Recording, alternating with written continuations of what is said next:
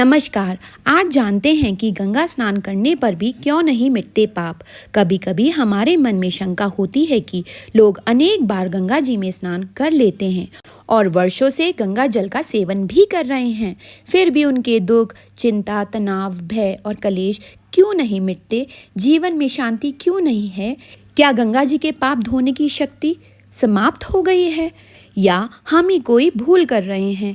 जाने इस प्रश्न का उत्तर एक भक्ति कथा द्वारा। एक बार भगवान शंकर व पार्वती जी घूमते हुए हरिद्वार पहुंचे। पार्वती जी ने शंकर जी से पूछा, हजारों लोग गंगा में स्नान कर रहे हैं, फिर भी इनके पापों का नाश क्यों नहीं हो रहा है?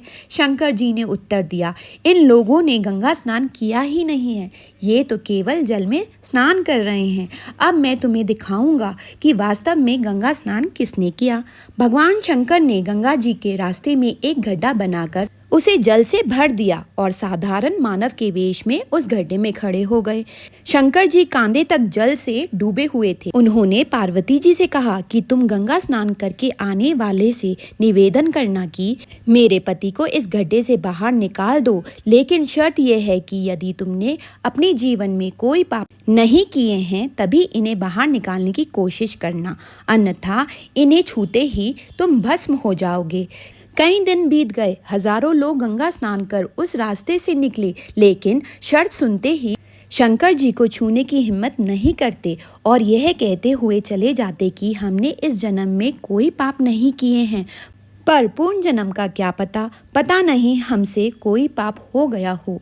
एक दिन एक व्यक्ति ने आकर पार्वती जी से कहा, मैं आपके पति को इस गड्ढे से बाहर निकालूंगा। पार्वती जी ने पूछा, क्या आपने कभी कोई पाप नहीं किया है?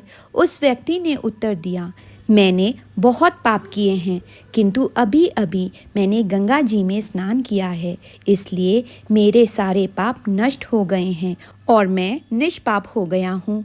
उस व्यक्ति ने जैसे ही भगवान शंकर को गड्ढे से बाहर निकालने के लिए अपना हाथ बढ़ाया, शंकर जी स्वयं ही गड्ढे से बाहर आ गए।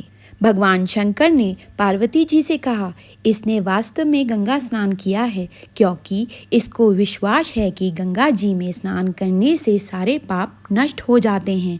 ऐसे प्राप्त करें गंगा स्नान का पूरा पुण्य फल। बोलो गंगा जी की जय। बोलो शिव शंकर भोलेनाथ की जय।